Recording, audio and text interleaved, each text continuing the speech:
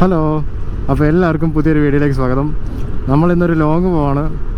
അത് എൻഡോർക്കിലാണ് പോകുന്നത്. ഫസ്റ്റ് സർവീസൊക്കെ കഴിഞ്ഞിട്ട് നമ്മൾ ലോങ് പോകാമെന്ന് വിചാരിച്ചിരിക്കുമായിരുന്നു. ഇപ്പോൾ ഏതായാലും അത്യാവശ്യം വന്നു. അപ്പോൾ പിന്നെ എൻഡോർക്ക് എടുത്ത് പോകാമെന്ന് വിചാരിച്ചു.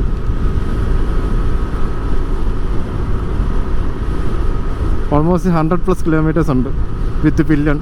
നമ്മളതിൻ്റെ റിവ്യൂ അപ്പോൾ പറയാൻ പറ്റുമല്ലോ എന്ന് കരുതി.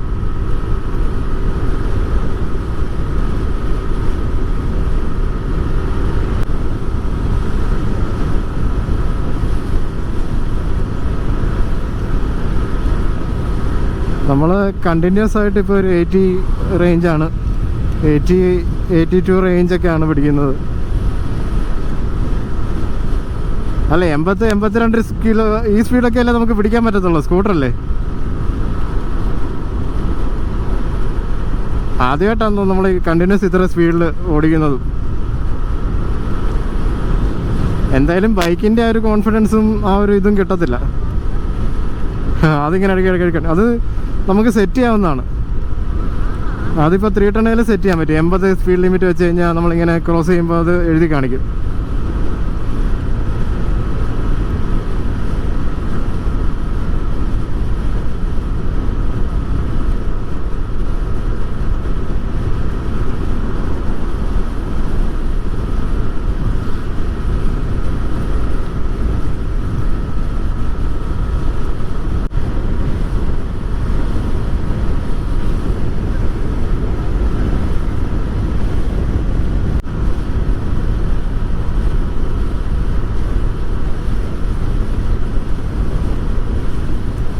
ഇനിയിപ്പം നമ്മൾ ടൂറിങ് കംഫർട്ടിൻ്റെ കാര്യം പറയുകയാണെങ്കിൽ ഇതിൻ്റെ സസ്പെൻഷൻ അത്യാവശ്യം സ്റ്റിഫാണ്.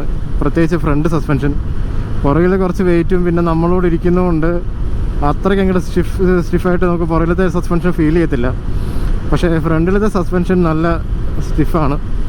ഈ ഹൈവേയിലൊന്നും അങ്ങനെ നമുക്ക് അറിയുന്നില്ല. നമ്മൾ ഇതുവരെ ഓടിച്ചതിൽ ഹൈവേയിലാണ് ഏറ്റവും സുഖമായിട്ട് തോന്നുന്നത്. അല്ലാതെ നമ്മൾ ചെറിയ റോഡിലൊക്കെ ഓടിക്കുമ്പോൾ ചെറിയ അൺഈവൻനെസ് പോലും നമുക്കറിയാം. നമ്മളിങ്ങനെ തെറിച്ച് പോകും. അത് ഞാൻ സ്കൂട്ടറിൻ്റെ സ്റ്റാൻഡേർഡ് വെച്ചാണ് പറയുന്നത്. എന്നാൽ നമ്മുടെ എയറോക്സിനെയൊക്കെ വെച്ച് നോക്കുമ്പോൾ ഇത്രയും സ്റ്റിഫായിട്ടുള്ള സസ്പെൻഷൻ അല്ല ഇതിന് സ്റ്റോക്ക് വരുന്നത്. എയറോക്സും അതുപോലെ അപ്രീലിയുടെ വണ്ടികളൊക്കെ വെച്ച് നോക്കുമ്പം ഇതിന് അത്ര സ്റ്റിഫല്ല. എന്നാലും സ്റ്റിഫ്നെസ് ഉണ്ട്. എൻഡോർക്കിൻ്റെ നമ്മൾ ഈ ഒരു സെഗ്മെൻറ്റ് വെച്ച് നോക്കുമ്പോൾ കുഴപ്പമില്ല. എന്നാലും സ്കൂട്ടർ എന്നുള്ളൊരു സ്റ്റാൻഡേർഡ് വെച്ച് നോക്കുമ്പോൾ സ്റ്റിഫ് സസ്പെൻഷനാണ്. ഹൈവേയിലൊക്കെ പക്ഷേ നൈസാണ്. ക്രൂസിംഗ് സ്പീഡ് നമ്മൾ കുറേ നേരമായിട്ട് ഒരു 70, 80, 70, 80 മാത്രമേ പോയിട്ടുള്ളൂ.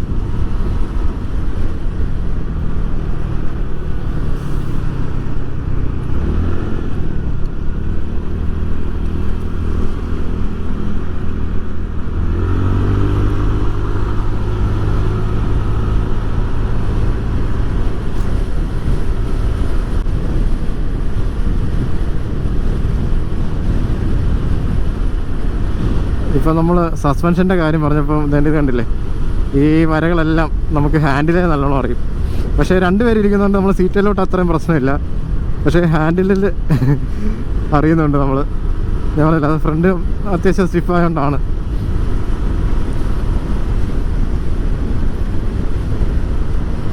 പക്ഷെ അതുകൊണ്ടൊരു സ്പോർട്ടി ക്യാരക്ടർ ഉണ്ട് വണ്ടിക്ക്.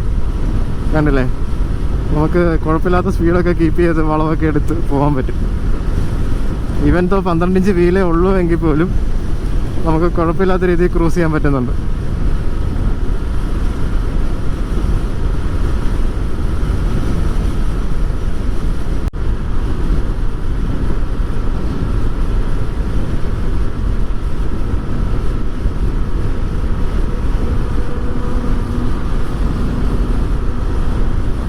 നമ്മൾ ഓപ്പൺ ഹൈവേയിൽ ഓടിക്കുന്നതുകൊണ്ട് തന്നെ നമുക്കൊരു 90 ഒക്കെ ആകുമ്പോഴത്തേനും നല്ല വിൻ പെർഫെക്റ്റിങ് നമുക്ക് ഫീൽ ചെയ്യുന്നുണ്ട്. ഓപ്പൺ ഹൈവേ ആകുമ്പോഴേ.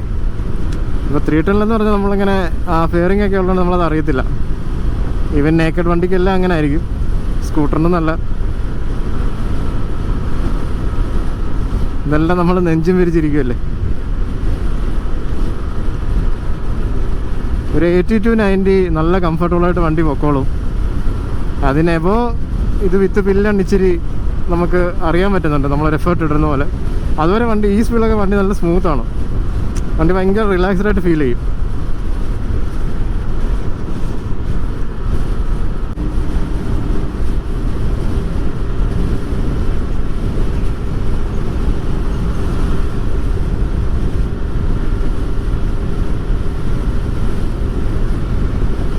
നമ്മൾ 10-40 കിലോമീറ്ററോളം കവറായി. പക്ഷേ നമ്മൾ ബൈക്കിൽ നിന്ന് ഇതിലോട്ട് കയറുമ്പം അതിൻ്റേതായ ഒരു ലാഗ് ഫീൽ ചെയ്യും. പക്ഷേ ഒരു നമ്മൾ അത് 310 ഓടിക്കുന്നതുകൊണ്ടാണ് ഈ ഓവർടേക്കൊക്കെ ചെയ്യുമ്പോൾ നമുക്ക് ഇതങ്ങോട്ട് കയറാത്ത പോലെ തോന്നുമെങ്കിലും ക്രൂസിങ്ങിൽ 80 നമ്മുടെ ഇന്ത്യൻ സ്പീഡൊക്കെ വെച്ച് നോക്കുമ്പം 80-90 ഒക്കെ കുഴപ്പമില്ല, നമ്മൾ വണ്ടി സുഖമായിട്ട് പോകുന്നുണ്ട്. സഡൻ ഓവർടേക്കൊക്കെ ചെയ്യുമ്പോഴാണ് നമുക്ക് സ്കൂട്ടർ ആയിപ്പോയല്ലോ എന്നൊരു തോന്നൽ വരുന്നത്. അല്ലാതെ ക്രൂസിംഗ് ഒക്കെ കണ്ടില്ലേ, നമുക്ക് കുഴപ്പമില്ലാത്തൊരു സ്പീഡിൽ ഇങ്ങനെ പോയിക്കൊണ്ടിരിക്കും. പിന്നെ ഇതിപ്പോൾ സിമെൻ്റ് ഇട്ട റോഡാണ്, അതുകൊണ്ടാണ് കണ്ടില്ലേ വണ്ടി ഒന്ന് കുലുങ്ങിക്കൊണ്ടാണ് പോകുന്നത്. കാരണം ആ ഫ്രണ്ട് സസ്പെൻഷൻ സ്റ്റിഫ് ആയതുകൊണ്ടാണ്. സസ്പെൻഷൻ ട്രാവലും കുറവാണെന്ന് തോന്നുന്നു ബാക്കിലൊക്കെ. അതാ സ്പോർട്ടി ക്യാരക്ടർ കിട്ടാൻ വേണ്ടി അവർ ചെയ്തായിരിക്കും. നമ്മളിപ്പോൾ ഒരു എൻഫീൽഡൊക്കെ ഓടിക്കുന്നവർക്കറിയാം 80 ക്രൂസിങ് സ്പീഡൊക്കെ എന്ന് വെച്ചാൽ എൻഫീൽഡ് മെയിൻസ് നമ്മുടെ 350 സീരീസ് ക്ലാസിക് ബുള്ളറ്റ് 350 അതൊക്കെ ഓടിക്കുന്നവർക്കറിയാം ഇതൊക്കെ നോർമൽ സ്പീഡാണ്. ഞാൻ ജസ്റ്റ് 310 നിന്ന് വന്നതുകൊണ്ട് അത് ആ പിക്കപ്പ് കുറവാണെന്ന് തോന്നുന്നേ ഉള്ളൂ ചില സമയങ്ങളിൽ മാത്രം. ഇപ്പോൾ ഈ സ്പീഡ് ഇങ്ങനെയൊക്കെ പോകുകയാണെങ്കിൽ കുഴപ്പമൊന്നുമില്ല. നമ്മളൊരു ഓവർടേക്കൊക്കെ ചെയ്യുമ്പോഴാണ് നമുക്ക് അതിൻ്റെ ഒരു ഡിലേ മനസ്സിലാവുന്നത്. അല്ലാതെ സ്കൂട്ടറിൻ്റെ സ്റ്റാൻഡേർഡ് വെച്ച് അപ്പോൾ നിങ്ങൾ ആലോചിക്കണം, സ്കൂട്ടറിൻ്റെ സ്റ്റാൻഡേർഡ് വെച്ച് ഇത് നൈസ് പെർഫോമൻസ് ആണ് ഇത് തരുന്നത്.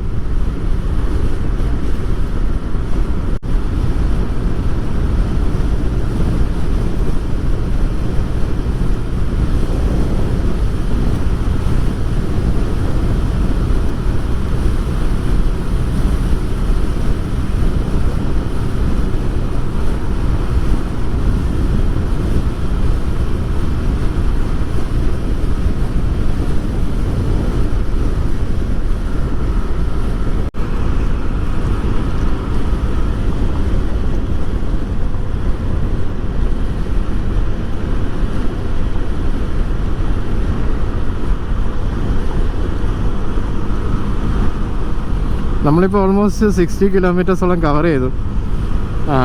കവർ ചെയ്തതിൽ പില്ലിയൺ അത്യാവശ്യം സീറ്റിന് കംഫർട്ട് സുഖം കുറവുണ്ടെന്ന് പറയുന്ന കേട്ടു.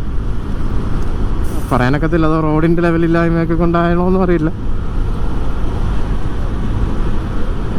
ചെറിയൊരു ഡിസ്കംഫർട്ട് ഉണ്ടെന്ന് പറഞ്ഞു പില്ലിയൺ ഓടിക്കുന്നത്. എനിക്ക് അത്രയ്ക്ക് അങ്ങോട്ട് തോന്നിയിട്ടില്ല.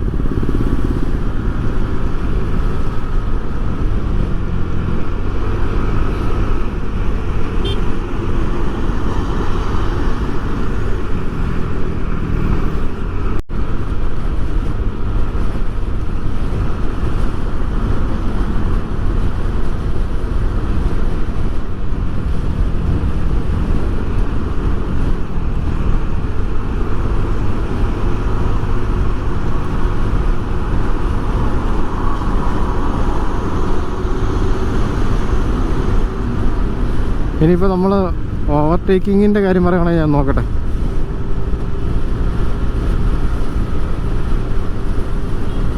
കണ്ടില്ലേ, ഈ ഒരു പെർഫോമൻസിൽ നമുക്ക് ഓവർടേക്ക് ചെയ്ത് കയറി പോകാൻ പറ്റും.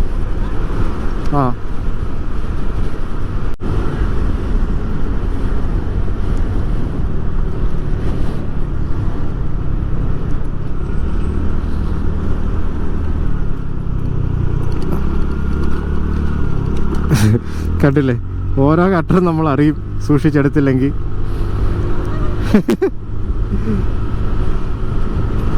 അത് ഓടിക്കുന്ന ആളും അറിയും, പുറകിരിക്കുന്ന ആളും അറിയും.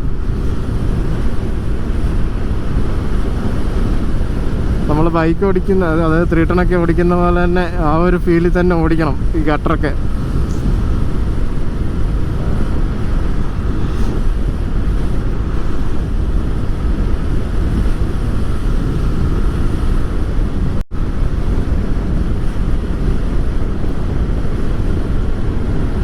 അതേപോലെ ഈ സെഗ്മെൻറ്റിൽ ഏറ്റവും മൈലേജ് കുറവുള്ള വണ്ടി ഇതാണ്.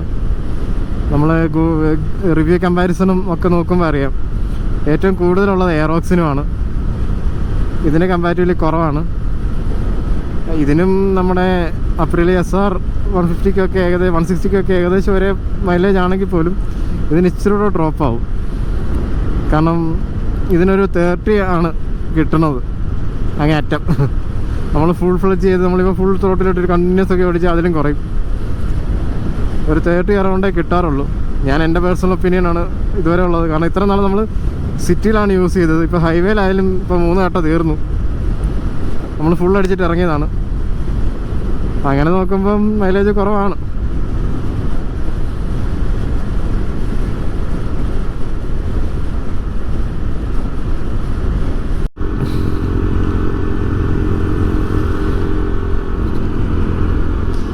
അപ്പോൾ നമ്മൾ അങ്ങനെ ഓൾമോസ്റ്റ് 100 കിലോമീറ്റേഴ്സ് ആയിട്ടുണ്ട്. ഇതുവരെയുള്ളൊരു ഫീലിംഗ് എന്ന് വെച്ചാൽ വണ്ടിയുടെ പവറിനൊന്നും കുഴപ്പമില്ല. ആകെ ബൈക്കിനെ അപേക്ഷിച്ച് ക്വിക്ക് ആക്സിലറേഷൻ അത് നമുക്ക് എന്തായാലും പ്രതീക്ഷിക്കാന്നേ ഉള്ളൂ. അല്ലാതെ നമ്മൾ പെട്ടെന്ന് എത്തിയിട്ടുണ്ട്, വലിയ ഡിലേ ഒന്നും ഇല്ലാതെ എത്തി. നമ്മൾ ഏകദേശം ഒരു 1.5 മണിക്കൂർ എങ്ങാണ്ട് എടുത്തിട്ടുള്ളൂ അല്ലേ? 1.5 മണിക്കൂർ എടുത്തിട്ടില്ല, 1.5 മണിക്കൂർ പോലും എടുത്തിട്ടില്ല. നമ്മൾ പെട്ടെന്ന് എത്തിയിട്ടുണ്ട്. പിന്നെ ട്രാഫിക് ഇല്ലായിരുന്നു, ഹൈവേ ആയിരുന്നു ഫുള്ള്, കുഴപ്പമൊന്നുമില്ല, നമ്മളെത്തി. അപ്പം ഇതുവരെയുള്ള കംഫർട്ടൊക്കെ നൈസ്, കുഴപ്പമില്ലായിരുന്നു. സീറ്റിന് നമുക്കൊരു ഡിസ്കംഫർട്ട് ഉണ്ട് ഓഫ് കോഴ്സ്. അത് വണ്ടി സ്റ്റിഫാണെങ്കിലും നമ്മൾ സീറ്റിന് ഇച്ചിരി ഒരു കംഫർട്ട് വേണമായിരുന്നു. കാരണം പില്ലനും കുഴപ്പമുണ്ട്. എനിക്ക് പിന്നെ ശീലമില്ല, സ്കൂട്ടർ അത്രയ്ക്ക് ലോങ് ഒന്നും ഓടിച്ച് ശീലമില്ലാത്തതുകൊണ്ടായിരിക്കണം രണ്ടുപേർക്കും ചെറിയൊരു ഡിസ്കംഫർട്ട് ഉണ്ട്. അല്ലാതെ വേറെ കുഴപ്പമൊന്നുമില്ല. പിന്നെ മൈലേജ് ഞാൻ പറഞ്ഞ പോലെ തന്നെ 30 ആയിരിക്കും, 30 റൗണ്ട്. നമ്മൾ റിലാക്സ് ചെയ്ത് പോയൊരു 35 കിട്ടുമായിരിക്കും. അപ്പം ഒരു ചെറിയ ലോങ് റൈഡ് അതിൻ്റെ ഒരു എക്സ്പീരിയൻസ് പറയാമെന്ന് വിചാരിച്ചു. അപ്പോൾ ഇതാണ് ഞാൻ ഷെയർ ചെയ്യുന്നത്. വല്ലാതെ വണ്ടിയെല്ലാം പക്കയാണ് ഇതുവരെ, ബ്രേക്കിങ്ങും എല്ലാം. വണ്ടിയുടെ സ്മൂത്ത്നെസ് ആ സ്പീഡിലൊന്നും കയറിയപ്പോഴും വണ്ടിക്ക് ഒട്ടും സ്മൂത്ത്നെസ്സിന് കുറവൊന്നുമില്ല. ഒരു 80-90 ഒക്കെ നല്ല സ്മൂത്താണ്, അതിനപ്പുറത്തോട്ട് സ്മൂത്താണ്. പക്ഷേ നമുക്കറിയാമല്ലോ, ആ ഒരു വണ്ടി കയറുന്ന കൊയ് കൊടുക്കുന്ന ഒരു എഫേർട്ട് നമുക്കറിയാം. അത് ആ എഞ്ചിൻ്റെ പിന്നെ എഞ്ചിൻ നല്ല സൗണ്ടൊക്കെ ആയതുകൊണ്ട് നമുക്ക് രസം കേൾക്കാം. അപ്പം ഇതൊരു എക്സ്പീരിയൻസ് ഷെയർ ചെയ്യുന്ന വീഡിയോ ആണ്. അടുത്തൊരു വീഡിയോ ആയിട്ട് കാണുന്നവരെ എല്ലാവർക്കും താങ്ക്സ് ഫോർ വാച്ചിങ്.